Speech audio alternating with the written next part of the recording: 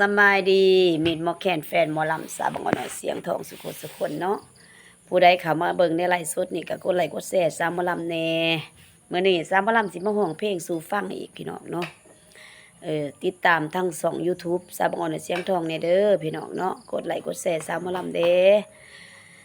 มื้อนี้ก็มีเพลงเก่าๆสิมาร้องให้ฟังพี่น้องอยากมีคนสงสารหัวใจเนาะมาฟังกันเลยก็อัดมาหลายปีแล้วพี่น้อง10 ปีหลังเนาะจือแน่บ่จือแน่พี่น้องฟังกันเลยผู้หญิง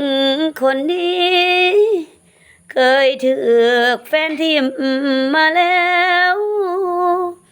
หัวใจน้องแป้ว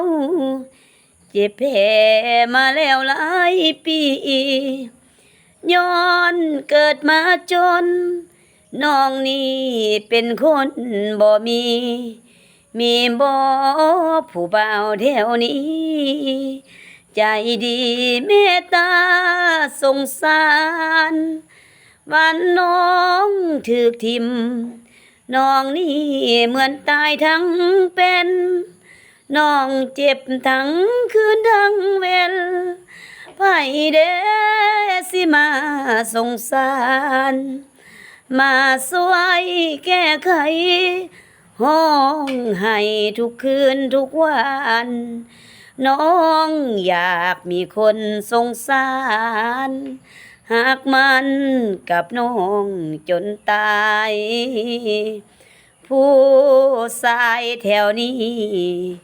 สิมีอยู่บ่น้องว่ามอบความเมตตาเข้ามาดูแลหัวใจเมื่อก่อนน้องนี้เป็นคนมักง่ายเกินไปสุดท้ายก็เลยเสียใจพ่ายแพ้พ่อน้องมันจนเอาฟังซ้ำนี้พี่น้องเนาะแต่ว่าเพลงเก่าเอามาห้องให้พี่น้องฟังใหม่กดไลค์กดแชร์สาวหมอลำเด้อพี่น้องเด้อฝากกดไลค์กดแชร์ทั้ง2 YouTube สาวบางอ่อนเสียงทอง